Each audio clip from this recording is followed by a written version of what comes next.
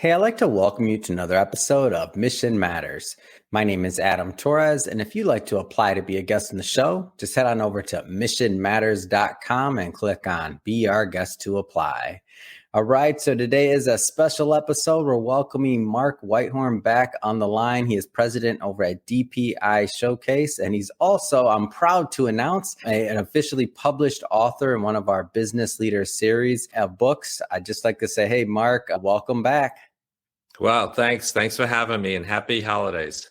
All right. So we got a lot to cover today. So, of course, we'll be talking about the recent book release that you had with Mission Matters. We'll talk about DPI Showcase. And then also, just for context for everybody watching this, we're recording this in December of 2022, soon to be 2023. A lot going on in the real estate market. And I know that Mark's company, DPI Showcase, has decided to waive setup and design fees for their websites for real estate professionals out there. And we'll talk about that as well. They're doing their part to give back. But just to get us started, Mark, we will start this episode the way that we start them all, with our Mission Matters Minute. So, Mark, we at Mission Matters, we amplify stories for entrepreneurs, executives, and experts. That's our mission. Mark, what mission matters to you? Well, I like to give back to the real estate community. Our company creates websites for realtors, and we do lots of marketing for realtors. And a lot of times, realtors are not tech people, they're salespeople. They don't have to worry about HTML code or things like that. So they always need an added hand, someone to guide them along when it comes to technical matters. And that's why, I teach many marketing classes. I have tons of YouTube videos with marketing tips or tech tips on how to do things in order to give back to the real estate community. Now, Mark, I don't want to assume that all of our new listeners and viewers caught some of our previous work together. So maybe start off by laying the groundwork by telling us a little bit more about DPI Showcase and how that came up. Sure, great. So DPI actually stands for Digital Printers International. I used to own a printing company. And then one day I was at a trade show for realtors, because we did a lot of work with realtors. And I ran into a young man who was a programmer who said, hey, I got this website for realtors. You want to work together on it? And the rest is history. We've kind of like transformed the printing company. I sold that many years ago. Yeah. And now what we do is we do websites for realtors and brokers that are linked to the multiple listing service. And it's sort of a competition to Zillow, where instead of your client going to Zillow to search for real estate, they're going to your website. And we have clients in metro areas across the country. And we've been doing this for about 18 years now. Yeah. Yeah, and when you say 18 years, as what I've seen as I've gotten to know you a little bit better and your involvement in the real estate community. I mean, we just recently met in Miami for an event, and you were headed to another event for the Real Estate Association out there. And what does it mean for you to be part of the community and what you're doing to assist realtors and real estate professionals? And the reason I ask this question is because, there's one thing to just offer a product or service. There's another thing to get your hands dirty and to get messy and to get in the trenches and to network and to meet those that are on the front lines. Like, what does it mean for you to be part of that community? Sure. It means a lot. The challenge with real estate is it's an ever-changing environment. When the pandemic hit and people were working remotely, everyone was, going to buy single family homes. Yeah. So we had a shortage of inventory, which equates to a seller's market where, if you're a seller, you get your price or more and it's easy to sell your house. Mm-hmm. Well, like a pendulum, it will swing to a buyer's market, which is sort of where we're heading now, where you have too much inventory and now the buyers get to negotiate. The challenge for a realtor is having to switch between the two markets, between a buyer's market and a seller's market. It's kind of like baseball, you have to know how to be on the field. You're at bat 1 second, strike three, you're out, you run to the dugout, you get your glove and you're out in the field and you're playing defense and, you make the transition. Realtors need to be able to do that. And sometimes they have trouble doing it. So we're coming off of a crazy market where you get a listing and it's sold in 2 minutes with multiple offers because interest rates were at like 2%. And now interest rates have gone back up, where, as a side note, historically, interest rates were typically always around 6%. So it's something that we forgot. So now they need to make the transition from one market to the other. And that means changing how you do your marketing, changing how you talk to people. And what we do is we try and help them through classes and through tech videos, make this transition from a seller's market to a buyer's market. I will circle back. I definitely want to circle back to what realtors should be thinking about when it comes to marketing. And as we go into this market, specifically like what types of marketing they should be doing and also how DPI can help. But I want to take a moment here and I want to get into the book. So I'm so excited to have published you. Finally, we've been working on this book now for, I think, going on a year or so. And so your contribution to the book was called Your First 6 Months. What was the inspiration behind the topic? Sure. I've been teaching classes, marketing classes and training at the Miami Association of Realtors for about 20 years now. And every so often I notice a gap, something that's missing, something that realtors need. So what I do is I create a class based on that gap to fill that need.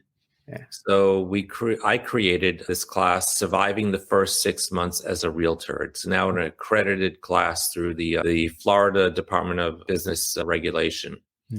And what it does is it teaches realtors first to step back and realize what it means to run their own business. People, as an employee, you're used to, taking orders. You show up for work at 9 a.m., your boss gives you your tasks for the day, you go and do them, and then you go home and that's it. As an entrepreneur, as a business person, it's different. You're on the clock 24/7. You never rest. And those people that can make the transition, those people that can do a business plan, those people can understand marketing, how to get clients, those people who can grasp whatever technology they succeed. So the whole class is about how to change your reference, how to change how you think, and then how to conduct business as a realtor. So you go through a lot in this, and there's a lot of chapter. We'll unpack some of it, but prepare your frame of mind. Make sure others take you seriously. You need to rely on your contacts. Don't procrastinate. Be ready for the day. Embrace tedium and routine. When I look at some of the tips and some of the things that you gave as guidance, I'm like, obviously these things all work for real estate and real estate professionals, but to me, they work for entrepreneurship and just individuals that are really out there with a mission and a goal they're trying to hit. So I'll start with one that just stuck out to me. So prepare your frame of mind. What does that mean for you? Sure. So as an employee, you've got your employer to rely on. You know that every Friday you get a paycheck. You know that your taxes get taken out. You know that you have an office to show up to. When you become an entrepreneur, all that is out the window. You don't hustle, you don't get a paycheck. If you have to set up the office, if you have employees, you have to worry about doing payroll, paying tax, health insurance, all these other things. Now, real estate provides people with a simple entree to being an independent person without having to go through a lot of the setup that someone who is, let's say, setting up a factory or a store. They can easily get into the business. You take a course, you take a test, you sign up with a broker, and you're in business. That's it. You don't have to set up an office or things like that. But what you have to do is you have to learn how to drum up business. That's the key. You're now a salesperson, and you have to spend 10%, 15% of your time finding clients. One of the biggest challenges is you have to convince your friends and family that you're doing this for real. One famous story I have is I was sitting with two women, one of the two friends of mine. One of them was a broker owner. The other one, she came and she says, "Oh, I just got my real estate license." And the woman who's the broker owner, she and I looked at each other and rolled our eyes because we knew it wasn't happening. And Yeah. sure enough, this third woman never got business cards, never did any marketing, didn't set up a website, didn't set up social media. And within a year, she was gone. Mm-hmm. So the trick is knowing how to be self-motivated and how to go out and get the business. Where do you find a lot of the times, and I know based on teaching this class and just your industry and your tenure in the industry in general, going on 20 years just with this particular, with DPI Showcase, where do you find a lot of people make the mistake in that first step? Like, obviously this woman went into this, and I'm not judging her, or, there'll be variations, but obviously she didn't go into this with the idea that, hey, I just want to just try this. There had to be, or most people, I should say, they're serious about it in the beginning, but where do you find they kind of fall off? Well, the first misconception is that they're going to sign up with a broker, typically a large brokerage, and they're going to give them leads. And the reality is you don't get any leads, and any leads they do give you, those are the bottom of the barrel. The good leads are going to the top producers, the ones who know how to hustle and close a deal. Yeah. But you're not getting anything. And then you have to realize that all the other realtors in your office, they're your competition. So it's not like you can walk over to one realtor and say, hey, help me out. They're going to yeah, sure, whatever. Yeah. And then a lot of times in these large companies, the brokers don't even know who you are. Yeah. The biggest challenge I find is one of communication. A lot of people don't know how to answer their phones. It's crazy. Oh, I don't know that phone number. Well, it might be a new client. Yeah. I mean, I say it all the time. I say, answer the phone. If it's a solicitation, do what I do. Just hit the red button and hang up. Don't even talk to them. Yeah. Or they don't know how to check their emails. Emails have become a huge burden. We get a lot of spam. You have to check your spam folder. You have to check your regular incoming folder, and you have to do this constantly. Yeah. And so the trick with closing a deal is first getting in touch with the person who's trying to give you business. You have a 15-minute window from the time you got that lead to the time you can contact that person. 15 minutes, that's it. Wow. They're sitting in front of their computer. You have their attention. You're going to call them immediately, and they're going to say to you, wow, that was fast. If you wait a couple of hours, they could be out running errands, picking up the kids, making dinner, doing whatever. Yeah. You lost them. Yeah.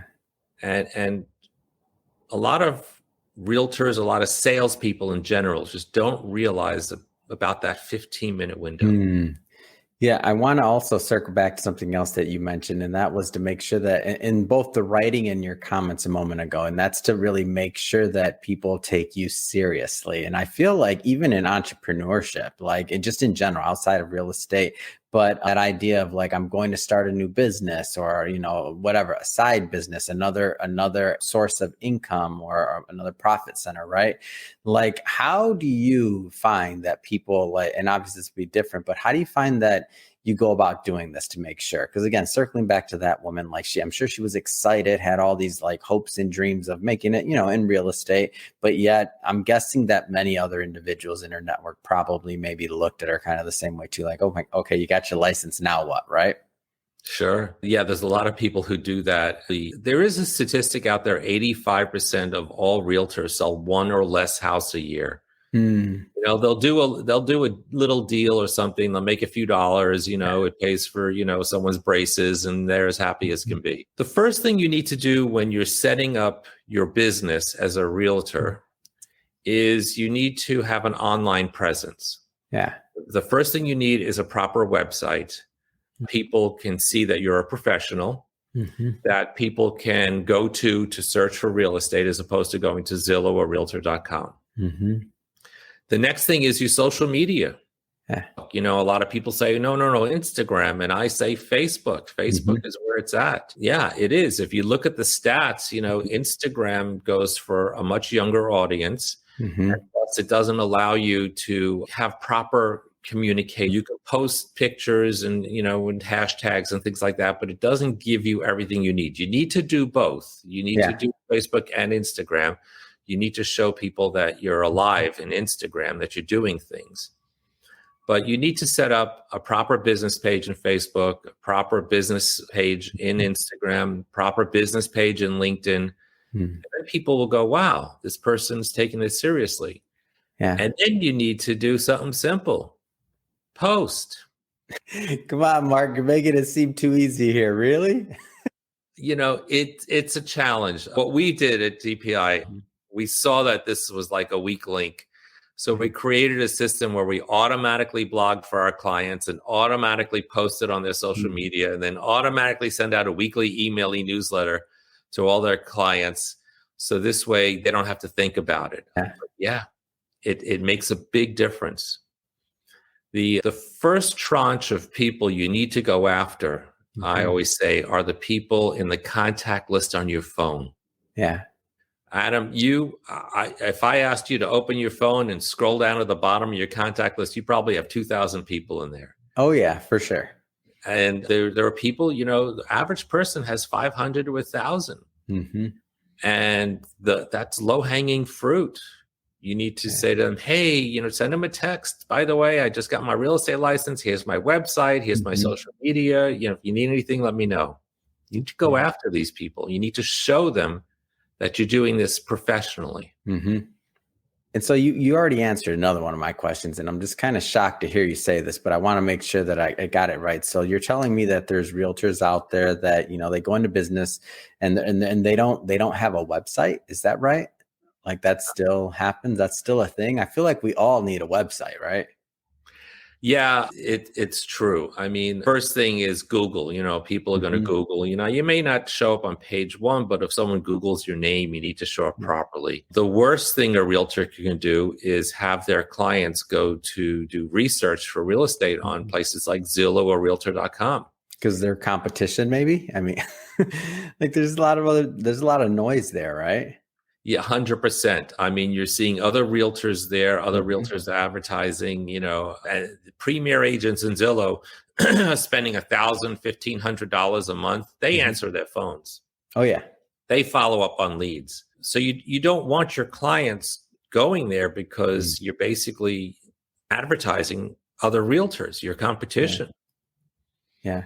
And then I have to think about it from the traffic standpoint, right? Like why are you going to send traffic to somebody that's not your website, right? Like why would you do that especially if you're trying to build up your social media and all those other things? Like your website really serves as that hub, right?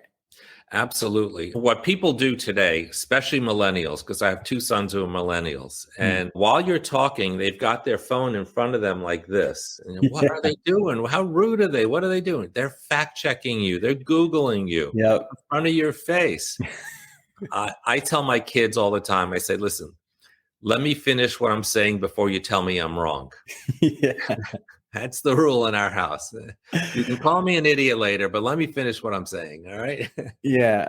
I noticed that shift quite some time ago when I was still managing money in a previous career and in my office. And I remember people pulling out their phone when I'm talking to them and pulling up and checking like things and just checking the website, checking my LinkedIn, like all these different things while I'm still having the conversation. It took me a minute to catch it. I'm like, oh, they're looking at my LinkedIn. They're looking at all these other things like while I'm with them. And so the interesting thing to me though is that, okay, so if many of our behaviors are like that, then why wouldn't you think that other people are doing the same thing to you, right? It's kind of like reviews don't matter. Yes, they do. You make buying and purchasing decisions off of reviews. So why don't you think that the individuals that are going to do business with you, are considering doing business with you, are doing the same thing? Absolutely. We do it all the time. Yeah.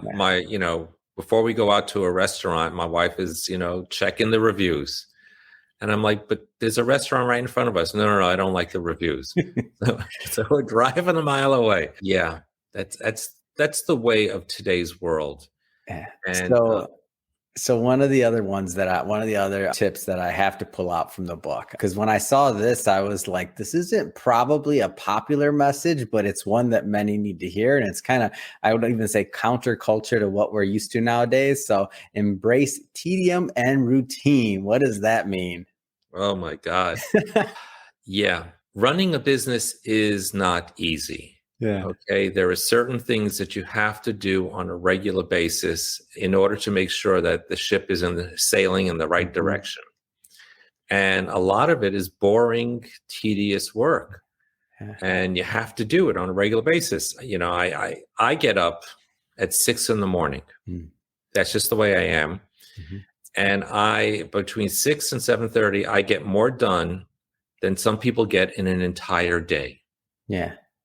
Because once 9 o'clock hits and, the bell rings and the phone starts ringing and all the other things happen, you can't get things done.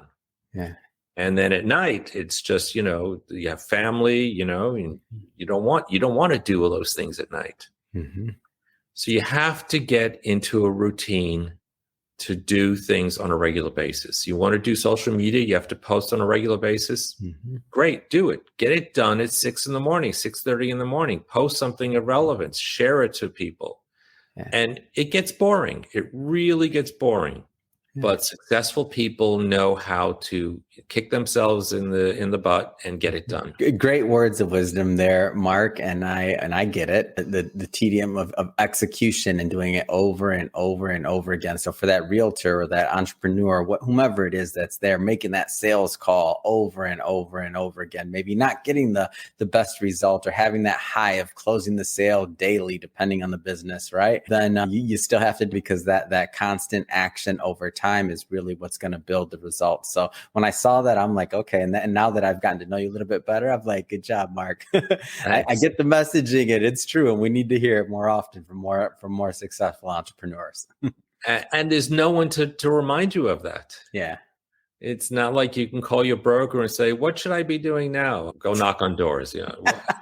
For sure. So I mentioned we'd circle back to PI Showcase and really what you're doing with, especially with this relief program and waiving design fees and also setup fees. So first off, what brought that decision about? Like, we're going into 2023. Sure. So it started actually with COVID. When the pandemic hit and we were in lockdown, it was like the world was holding its breath, like, what's going on? And the real estate industry, realtors were having a hard time with cash flow. And I said, okay, fine. I need to give back. I need to help people, because if they succeed, then I succeed. So I'm going to do whatever it takes for them to succeed.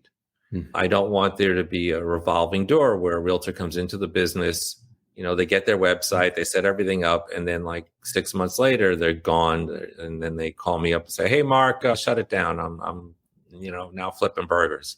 Yeah. So that's where that came about. We were going to discontinue it because, the COVID, it's around, but it's no longer what it used to be as far as, life and death and things like that. But then all of a sudden we hit this recession in real estate, and, realtors are having another challenge with, making business, doing business. Yeah. Year to year, sales are down, like 30% or so.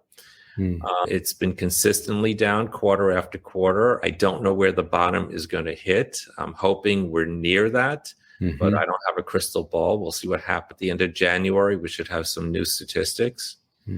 So in order to help realtors out, to give them the tools they need to succeed, we said, all right, let's get them in as simply as possible. We charge a monthly $59 a month for the website. They don't get charged immediately. That's like a week after it goes live is the first charge, and it's paid month by month. Yeah. So there's no burden on a yearly contract. So we get them in as easily as possible, so this way they can succeed. And then we take it a step further. Once their website is set up, we set up a Zoom meeting with our trainer. Who shows them how to use things on the site, which is pretty simple. But then we also look at their social media, make sure it's set up proper, make sure we link it to automatically post there, give them tips on what to do, how to make friends, how to post. So this way they have a guideline as to, where to go and what to do. And wait a minute, did you say all that for $59 a month? Yes. Oh, come on. That's a steal. And when you look at, the fact that they're not even having to pay for the design fees and they're getting a coaching call out of it, it's a pretty big deal. What kind of, just to get a feel for this, what type of realtors are you working with? So across the board, right? Commercial, residential, this is going to be a showcase. Like, give us a little bit more about the kind of the features of the site and what they can expect. Sure. So what happens with a lot of new realtors is they typically say, oh, I'm going to go with a big firm. And they sign up with a large firm and they're like a minnow in the ocean. They're just gone. Yeah. And then if they survive that first shock, they usually end up signing up with another broker who's a smaller, more sizable company that is more friendly. Mm-hmm. And those are the realtors we work with. We also work with brokers, not the large, big companies, but the medium-sized brokerages who want to provide things to their agents, tools to their agents to succeeding. And then there's a new trend that's coming on, which is pretty interesting. There's a lot of realtors who go and get their broker's license. Mm-hmm. They open their own brokerage and they have no agents. They just do their own thing. They're as happy as can be. They don't have to answer to anyone. They have their own book of business, their own clients, and they're happy. Invariably, I'll get a new client on the phone. I'll talk to them. I say, are you a broker or a realtor? I'm a broker. Okay, great. How many agents do you have? And sheepishly, they say none. And I say, well, I have tons of clients like that. They say, you do? You're kidding. I said, no, it's the biggest trend. A lot of people are getting their broker's license and they just do their own thing. It's great. Well, Mark, I just have to say it has been great having you back on the show. I'm thrilled about the announcement that you're also going to be waiving fees for your new clients over at DPI Showcase. And of course, excited to continue promoting this new book with you. But that being said, I have to ask, what's next for you as we go into 2023? What's next for you? What's next for the business? Oh, sure. I was just on Skype with my programmer. Talking about new features and new plans for the first quarter of 23. What we do is we create automated, some people call it AI systems. And I'm not going to tell you what it is. Sorry, not going there. But we're going to be rolling out some good improvements in the first quarter of the year. Awesome. Well, definitely have to get those updates from you when you can tell me. But for now, again, great having you back on the show. And to the audience, as always, thank you for tuning in. Hope you got a lot of value out of this. Hope you learned a lot. I sure did. If you did, then don't forget, hit that subscribe button because we have many more mission-based individuals coming up on the line and we don't want you to miss a thing. And Mark, as always, pleasure having you back. Thanks again. Great seeing you again. Thanks. Have a happy new year.